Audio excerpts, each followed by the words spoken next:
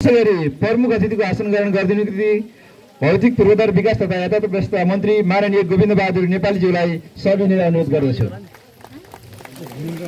यसैगरी लेखनाथ उद्योग संघका निवर्तमान अध्यक्ष श्री विनोद श्रेष्ठज्यूलाई आसन ग्रहण निम्ति अनुरोध गर्दछु।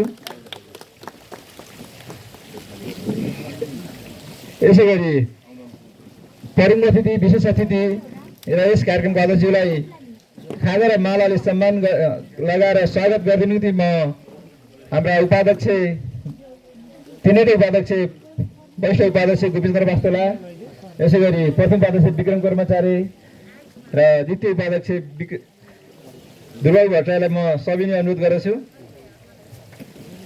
यसैगरी आसन ग्रहण निम्ति नेपाल उद्योग वाणिज्य महासंघका पूर्व केन्द्रीय सदस्य एवं लेखनाथ उद्योग वाणिज्य संघका पूर्व अध्यक्ष श्री बाबुराम गिरिज्यूलाई सविनय अनुरोध गर्दछु।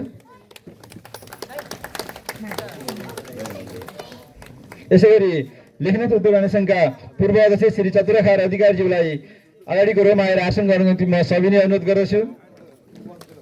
यसैगरी पोखरा महानगरपालिका वडा नम्बर 27 का वडा अध्यक्ष श्री पूर्ण कुमार गुरुङज्यूलाई अगाडिको रोमा आएर आसन ग्रहण निम्ति अनुरोध गर्दछु।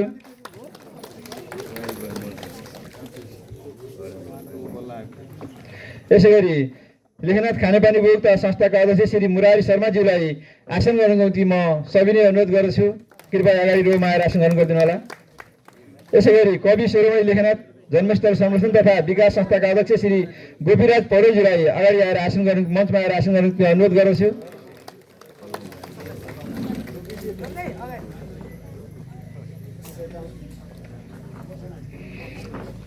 यसैगरी लेखनाथ साहित्य प्रतिष्ठान अध्यक्ष श्री पद्मराज ढकालज्यूलाई आसन ग्रहण निम्ति म सविनय अनुरोध गर्दछु। कृपया मञ्चमा आएर आसन ग्रहण गरिदिनु होला। यसैगरी नागरिक परोपकार सम्बन्धी संस्थाका अध्यक्ष श्री देवराज पन्थीज्यूलाई आसन ग्रहण निम्ति अनुरोध गर्दछु। यसैगरी नेपाल पत्रकार महासंघ काशीका अध्यक्ष श्री माधव प्रसाद बरालज्यूलाई आसन ग्रहण निम्ति अनुरोध गर्दछु। लेखनाथ सामुदायिक प्रहरी कार्यालयका कार्यवाहक अध्यक्ष श्री कृष्ण रिजालज्यूलाई आसन ग्रहण निम्ति अनुरोध गर्दछु। लेखनाथ उद्योग वाणिज्य संघका विशिष्ट सदस्य श्री भरत कुमार अधिकारीज्यूलाई आसन ग्रहण निम्ति अनुरोध गर्दछु। लेखनाथ उद्योग वाणिज्य संघका वरिष्ठ उपाध्यक्ष श्री गोपीचन्द्र वास्तोलाज्यूलाई आसन ग्रहण निम्ति अनुरोध गर्दछु। लेखनाथ उद्योग वाणिज्य संघका प्रथम उपाध्यक्ष श्री विक्रम कर्मचारीज्यूलाई आसन ग्रहण निम्ति अनुरोध गर्दछु। यसैगरी लेखनाथ उद्योग वाणिज्य संघका द्वितीय उपाध्यक्ष एवं टिकट घर निर्माण समितिका संयोजक श्री ध्रुवबाबु भट्टराईज्यूलाई आसन ग्रहण निम्ति अनुरोध गर्दछु। लेखनाथ उद्योग वाणिज्य संघका उपमहासचिव श्री गंगा कुमारी मल्लज्यूलाई आसन ग्रहण निम्ति अनुरोध गर्दछु। लेखनाथ उद्योग वाणिज्य संघका कोषाध्यक्ष श्री हरि बस्ताकोटीज्यूलाई आसन ग्रहण निम्ति अनुरोध गर्दछु। पोखरा महानगरपालिका वडा नम्बर 27 का जनप्रतिनिधि श्री जितेन्द्र बहादुर छेत्रीज्यूलाई आसन ग्रहण निम्ति अनुरोध गर्दछु। पोखरा महानगरपालिका वडा नम्बर 27 का जनप्रतिनिधि श्री सूर्यबहादुर वाग्लेज्यूलाई आसन ग्रहण निम्ति अनुरोध गर्दछु। पोखरा महानगरपालिका वडा नम्बर 27 का जनप्रतिनिधि श्री लक्ष्मी विकेज्यूलाई आसन ग्रहण निम्ति अनुरोध गर्दछु। लेखनाथ क्लबका अध्यक्ष श्री बालगोपाल श्रेष्ठज्यूलाई आसन ग्रहण निम्ति अनुरोध गर्दछु। राइजिङ क्लबका अध्यक्ष श्री अनिल गुरुङज्यूलाई आसन ग्रहण निम्ति अनुरोध गर्दछु।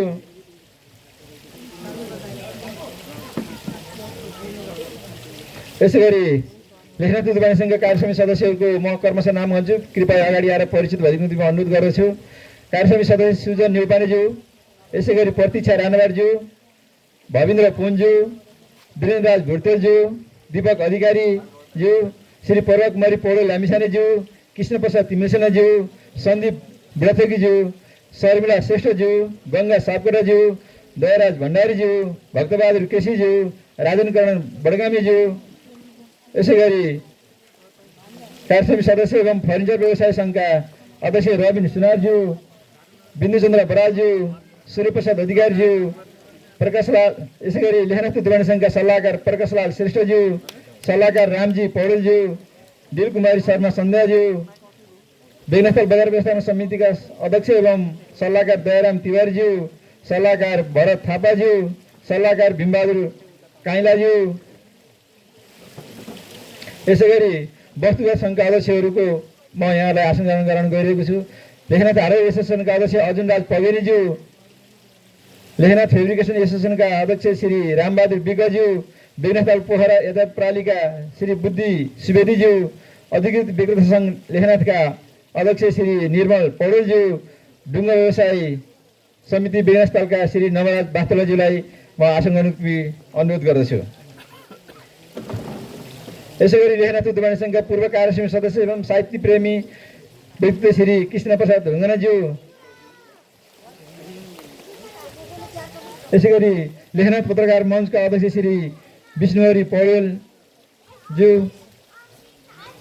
एनटिपीका संवाददाता परशुराम शर्माज्यू, नेपाल परिवार समाज काशीका अध्यक्ष श्री अनिल परियालज्यू, जागृति टोल विकास संस्थाका अध्यक्ष श्री सूर्यबहादुर वाग्लेज्यू, ठुली पोखरी टोल विकास संस्थाका अध्यक्ष श्री दिननाथ पौडेलज्यू, जनहित टोल विकास संस्थाका अध्यक्ष श्री हिरामणी लामिछानेज्यू, कवि शिरोमणि आमा समूहका अध्यक्ष श्री वसुन्धरा पौडेलज्यू, आर्यबाट आमा समूहका अध्यक्ष श्री देवका गिरिज्यू, उन्नतशील आमा समूहका अध्यक्ष श्री लक्ष्मी वाग्लेज्यू, बाह्रघरे आमा समूहका अध्यक्ष श्री पार्वती लामिछानेज्यू, ठुली पोखरी आमा समूहका अध्यक्ष श्री भगवती वास्तोलाज्यू, नेपाल दलित महिला मुक्ति अभियान अध्यक्ष श्री सङ्गीता परियारज्यूलाई म सम्पूर्णको नाम कर्मश भन्ने गइरहेको छु। कृपया अगाडि आएर आसन ग्रहण अनुरोध गर्दछु। यसै गरी लेखनाथ उद्यमी सङ्घका सदस्य एवं सामाजिक व्यक्तित्व श्री गोविन्द वाग्लेज्यू, लेखनाथ उद्यमी सङ्घका कार्यालय प्रमुख पविता श्रेष्ठ लगायत सम्पूर्ण कार्यालयका कर्मचारीहरू, विभिन्न टोल विकास संस्थाका आमा समूह लगायत सङ्घ संस्थामा आबद्ध हुनुभएका सदस्य एवं महानुभावजीहरू र लेखनाथ पत्रकार मञ्चका पदाधिकारी एवं सञ्चारकर्मीहरू र उपस्थित सम्पूर्ण महानुभावहरूलाई म यथास्थानमा आसन ग्रहण अनुरोध गर्दछु। अब भने म कार्यक्रमलाई अगाडि बढाउन चाहन्छु राष्ट्रिय गानबाट र राष्ट्रपति समर्पित हुँदै सम्पूर्ण महानुभावहरूलाई राष्ट्रिय गानमा सहभागी भइदिनु निम्ति अनुरोध गर्दछु।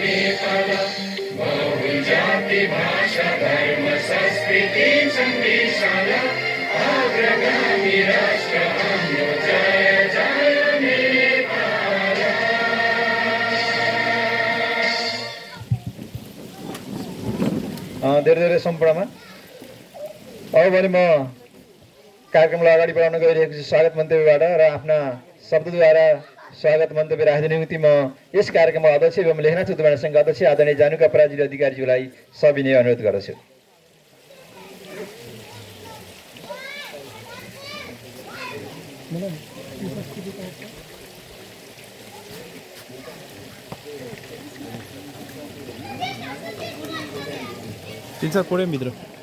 उपकारी गुणी व्यक्ति न्यूरन्छ निरन्तर, फलेको वृक्षको आगो नझुकेको कहाँ छ र। धन्यवाद कार्यक्रम सञ्चालकज्यू।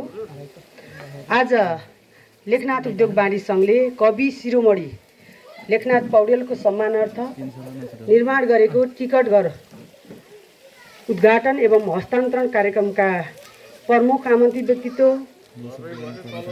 भौतिक पूर्वाधार विकास तथा यातायात व्यवस्था मन्त्री माननीय गोविन्द बहादुर नेपालीज्यू, लेखनाथ उद्योग वाणिज्य सङ्घका निवर्तमान अध्यक्ष एवं पूर्व अध्यक्षज्यूहरू, यस वडा नम्बर 27 का आदरणीय अभिभावक, हामी सबैको धरोहर वडा अध्यक्ष आदरणीय पूर्ण कुमार गुरुङज्यू,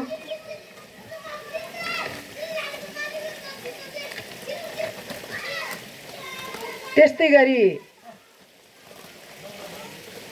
खानेपानी लेखनाथ खानेपानी उपभोक्ता संस्थाका आदरणीय अध्यक्ष मुरारी शर्माज्यू, कवि शिरोमणि लेखनाथ जन्मस्थल संरक्षण विकास संस्थाका अध्यक्ष गोपीराज पौडेलज्यू, त्यस्तै गरी लेखनाथ उद्योग वाणिज्य सङ्घको यो टिकट घर निर्माणका संयोजक द्वितीय उपाध्यक्ष ध्रुवबाबु भट्टराईज्यू, लेखनाथ साहित्यिक प्रतिष्ठानका श्रद्धेय अध्यक्ष पदमराज ढकालज्यू, नागरिक परोपकार समन्वय संस्थाका अध्यक्ष देवराज पन्थीज्यू, त्यस्तै गरी नेपाल पत्रकार महासङ्घका कास्कीका अध्यक्ष एवं लेखनाथका अध्यक्ष कास्कीका अध्यक्ष माधव बराल हामीसँग आउने क्रममै जारी नै हुनुहुन्छ होला। विष्णु हजुर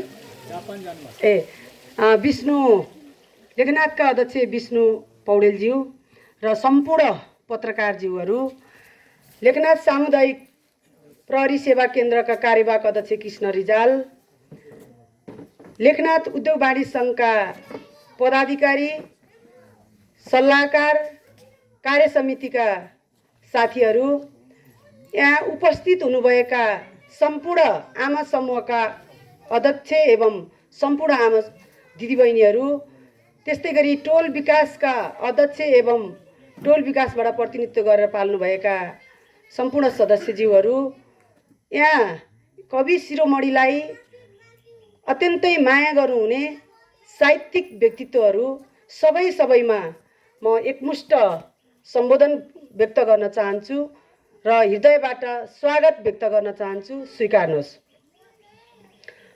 सबभन्दा पहिला त म आजका प्रमुख आमन्त्रित व्यक्तित्व गण्डकी प्रदेशका आदरणीय माननीय मन्त्री गोविन्द नेपालीज्यूलाई हृदयबाट यो कवि शिरोमणि लेखनाथ पौडेलको जन्मस्थलमा स्वागत गर्न चाहन्छु।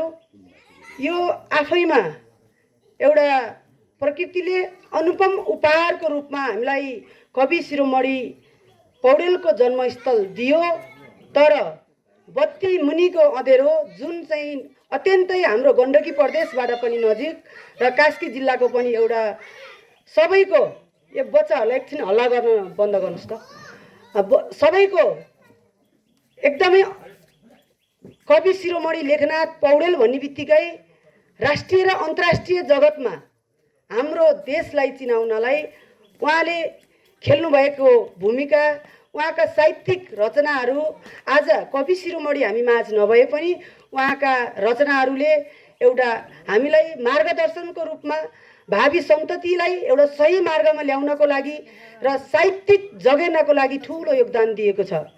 आज हामी बसिरहेको प्राङ्गण नेपाली सेनाको नेतृत्वमा यति राम्रो बनिरहेको छ, तर हामी कवि शिरोमणि लेखनाथ पौडेलको यो ठाउँको विकास गर्न सकियो भने साहित्यिक पर्यटनहरूलाई यहाँ भित्राउन सक्ने अथाह सम्भावनाहरू छ।